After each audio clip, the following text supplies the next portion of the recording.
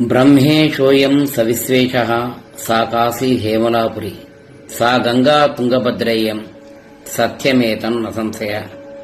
దక్షిణ కాశీగా శైవక్షేత్రంగా పిలువబడుతున్నటువంటి ఈ యొక్క అలంపురం జోగులాంబ బాలబ్రహ్మేశ్వర స్వామి వారి ఆలయాలకు కాశీతో సమానంగా మనం చెబుతున్నాము. స్కాంద పురాణం ప్రకారం అక్కడ కాశీలో విశ్వేశ్వరుడు కొలువై ఉండగా ఇక్కడ అలంపూర్లో బ్రహ్మేశ్వరుడు కొలువై ఉన్నారు.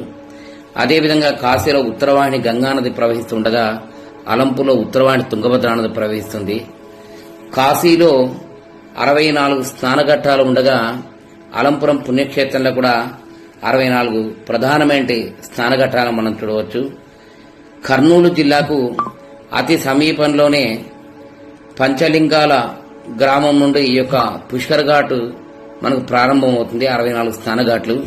ఈ యొక్క పంచలింగాల దగ్గర మనకు కనిపిస్తున్నటువంటి మొట్టమొదటి ఘాటు ఇక్కడ మనం చూస్తూ వస్తున్నాము.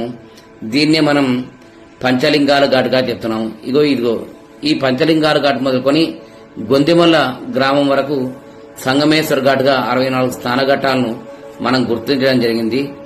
భూతల స్వర్గాన్ని తలపించే విధంగా భూమండలంలోని ప్రముఖ పుణ్యక్షేత్రాలు ఎంతో మంది మునీశ్వరులు ఈ యొక్క ప్రాంతాల్లో నడియాడటం చేత ఇక్కడ 64 స్నానఘట్టాలకు పుణ్యక్షేత్రాల పేర్లు, మునీశ్వరుల పేర్లతో ఈ యొక్క 64 స్నానఘట్టాలకు ఆయా పేర్లు వచ్చాయి. కాబట్టి 64 స్నానఘట్టాలు వాటి పేర్లు చూద్దాం. నదీ తీరం వెంట వెళుతూ రండి, మరి వెళదాం.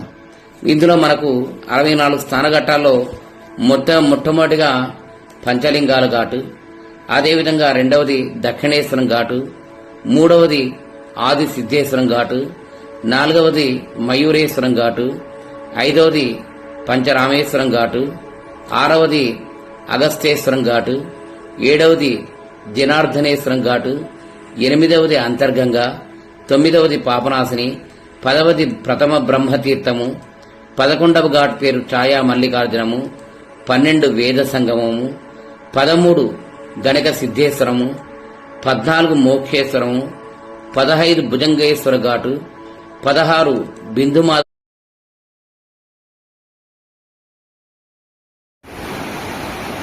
देखो भैया गाड़ी को आकर जा रही है, इसमें आदमी है यार, उसमें आदमी है क्या? हाँ गाड़ी है, गाड़ी देखो वो देखो गाड़ी, आदमी पूरा भरा हुआ है, आदमी है इसमें, आदमी है उसमें।